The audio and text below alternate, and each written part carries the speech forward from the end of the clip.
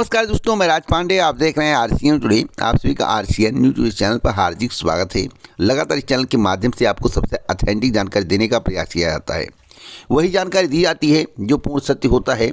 भर्ती परीक्षाओं से संबंधित कोई खबर हो या आम जनता की कोई खबर हो या फिर कोई राजनीतिक मुद्दा हो जिसके संबंध में आपको जानकारी होना आवश्यक है, उन सभी के बारे में इस चैनल के माध्यम से जानकारी दी जाती है 100% ऑथेंटिक। तो वीडियो को पूरा देखते रहिए।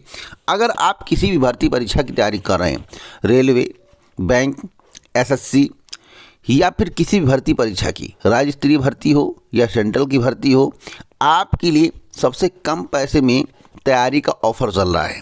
कोचिंग संस्थान में जाएंगे 10,000 देना पड़ेगा।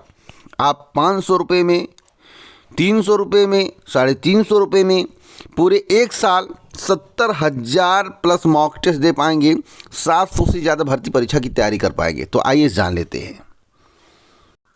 जैसा कि आप अपने स्क्रीन पर देख रहे हैं, आज अंतिम दिन है। आज ही इस ऑफ़र का लाभ आप ले सकते हैं। आगे आपको इस ऑफ़र का लाभ नहीं मिलेगा, इसकी संभावना प्रबल है, क्योंकि 10 मार्च तक ऑफ़र लगा था। ऑफ़र का नाम है नमो उत्सव सेल, यानी कि टेक्स्ट बुक के द्वारा जो सेल लगाया गया है वह आपकी ज़िंदगी बदलने वाला सेल है। आपको बता दें, 300 रुपये में टेक्स्ट बुक पास प्रो के माध्यम से पूरे एक साल की तैयारी आप कर सकते हैं। अगर आप आरसीएन कूपन कोड का यूज़ करेंगे तो 12% डिस्काउंट के साथ 307 रुपये में आपको मिल जाएगा। 307 रुपये में कोई कोचिंग संस्थान वाला 700 से ज़्यादा भर्ती परीक्षा की तैयारी करवाएगा? कभी नहीं करवाएगा। कोई भी संस्थान आपको 307 रुपये में 70,000 प्लस मॉक टेस्ट देगा? नहीं देगा। तो ऑफ़र का लाभ मिल रहा है तो लाभ उठाइए और अपनी तैयारी को धार दीजिए।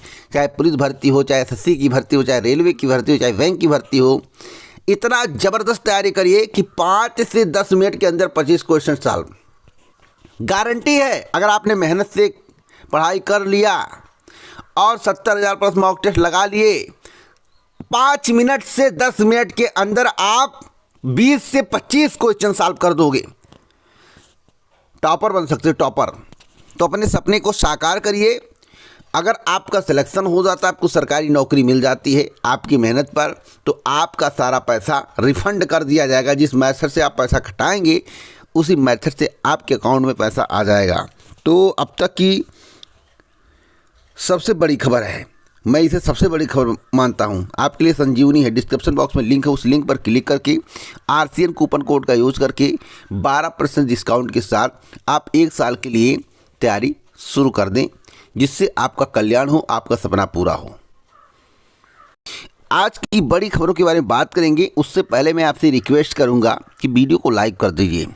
लाइक से मुझे दम मिलता है, जान मिलती है, मेरे अंदर जोश आता है और आपके लिए सबसे ऑथेंटिक जानकारी लेकर आता हूं। आपका एक लाइक आपके लिए ऑथेंटिक जानकारी लेकर आता है। आपका एक लाइक आपके लिए ऑथेंटिक जानकारी लेकर आता है।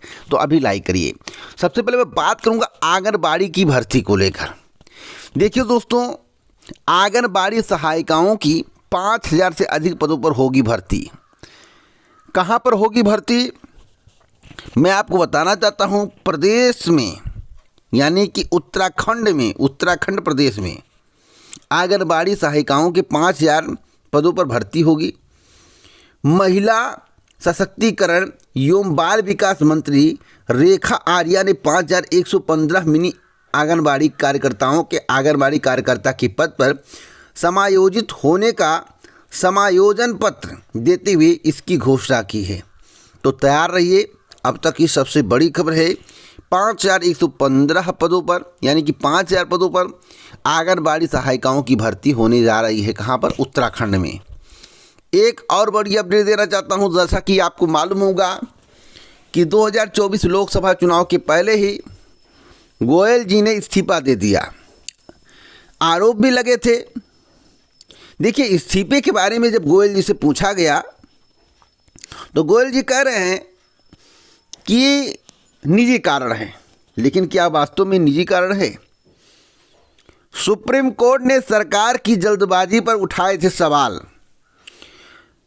सुप्रीम कोर्ट ने मामले में सुनवाई के दौरान सरकार से पूछा था, आखिरकार किस बात की इतनी जल्दबाजी थी जो कि स्वैच्छिक सेवानिवृत्ति लेने के अगले ही दिन अरुण गोयल को चुनाव आयुक्त बना दिया गया।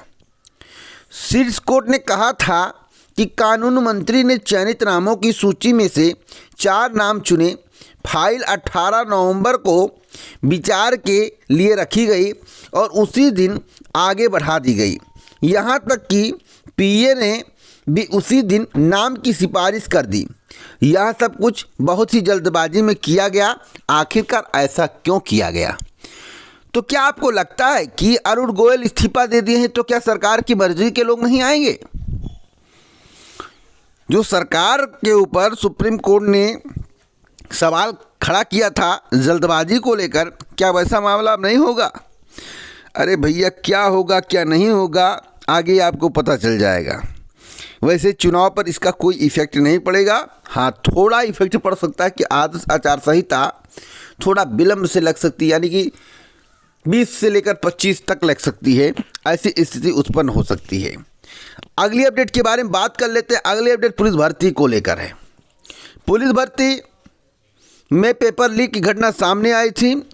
एक और आरोपी को गिरफ्तार किया गया है जो पुलिस पेपर लीक घटना में संलिप्त था। आपको बता दें, सिपाही भर्ती परीक्षा में साल भर के माध्यम से परीक्षा कराने वाले अभ्यर्थी मोनू कुमार निवासी सिकहरा थाना मटसैना जिला फिरोजाबाद को पुलिस ने गिरफ्तार कर लिया है। गिरफ्तार करने के उपरांत मोनू को न्यायालय में प्रस्तुत किया गया। न्यायालय से उसे जेल भेज दिया गया है।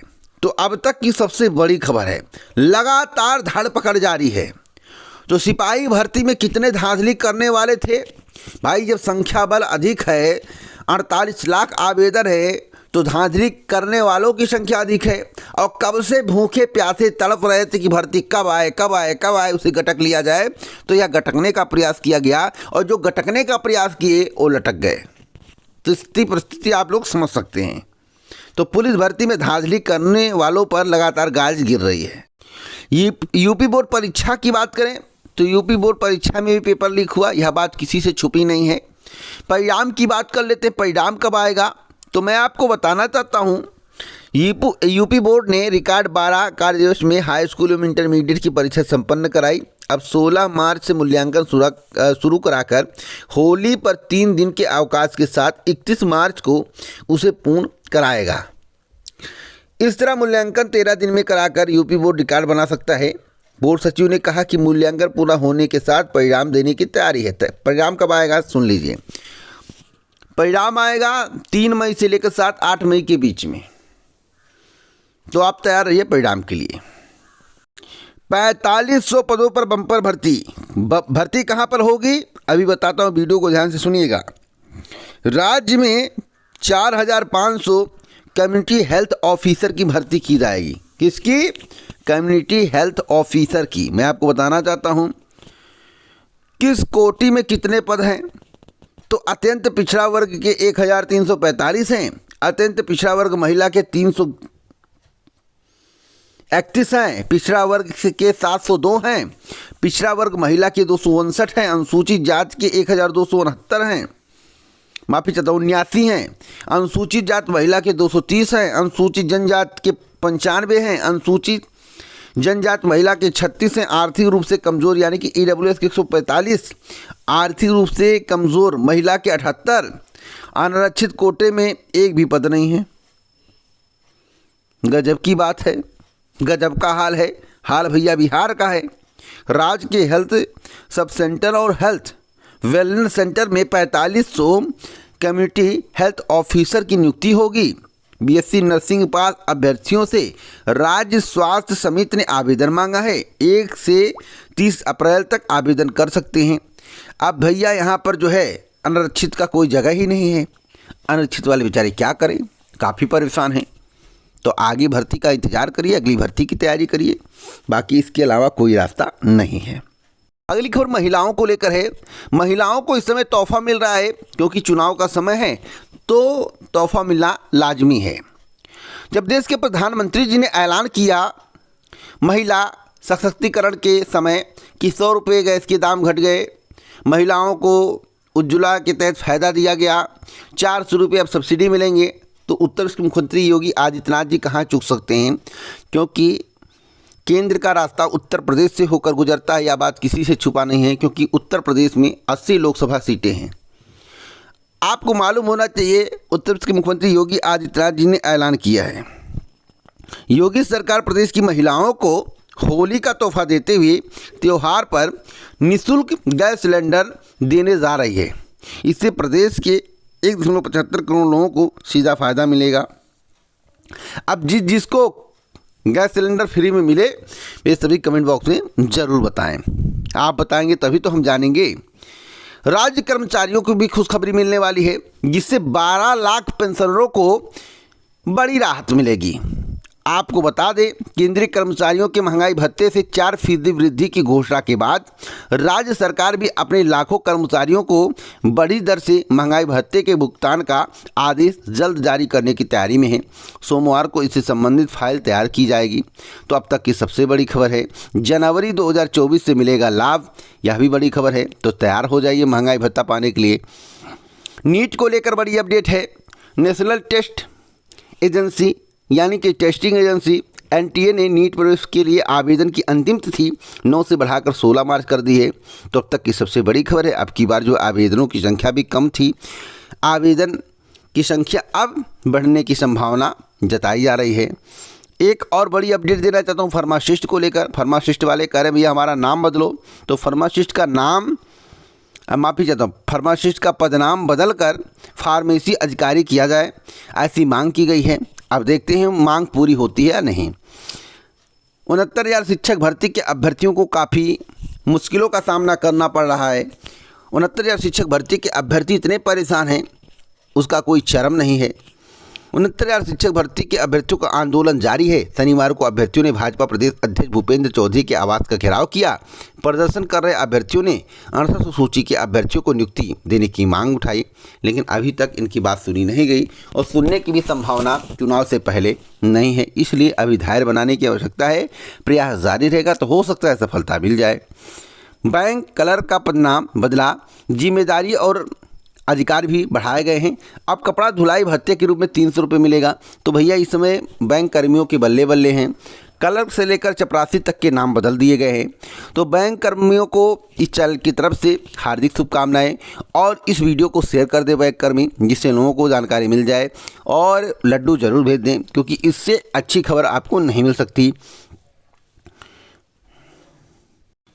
यूपीपीएससी की बात करते हैं तो यूपीपीएससी की 2 भर्ती परीक्षाएं और स्थगित हो सकती हैं। कौन कौन सी भर्ती परीक्षाएं, जो कि मार्च माह में प्रस्तावित हैं और अप्रैल माह में प्रस्तावित हैं। अप्रैल और मार्च माह में प्रस्तावित परीक्षाएं स्थगित की जा सकती हैं, इसकी संभावनाएं प्रबल हैं। तो आप लोग वेट करिए, आगे कोई अपडेट मिलता है तो ज़रूर दूंगा। अगर प्लानिंग भी चल रहा होगा कि मार्च में परीक्षा करवा लेंगे, अप्रैल में परीक्षा करवा लेंगे, तो भी नहीं करवा पाएंगे। इसलिए प्लानिंग भी फेल है और परीक्षा की तिथि है अगर तो अभी स्थगित है, क्योंकि इस पर विचार विमर्श हो रहा है कि परीक्षा स्थगित कर दिया जाए। देखते हैं क्या होता है। तो दोस्तों एक और बड़ी अपडेट देना चाहता हूँ, यूपी-80 की जेई भर्ती में कम से कम 250 से लेकर 300 पद और बढ़ सकते हैं। तो जितने भी जेई डिप्लोमाधारी हैं उन सभी के लिए खुशखबरी है, हार्दिक बधाई।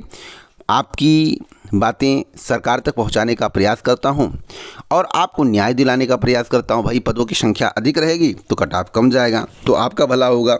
जब आपका भला होगा तो आप हमारे साथ रहेंगे, वीडियो को लाइक करेंगे। तो अगर आप वीडियो को लाइक कर देते हैं तो इसी प्रकार की ऑथेंटिक जानकारी मैं आपको देता रहूँगा। वीडियो को शेयर करें। पूरा वीडियो सुनने के लिए दिल से धन्यवाद।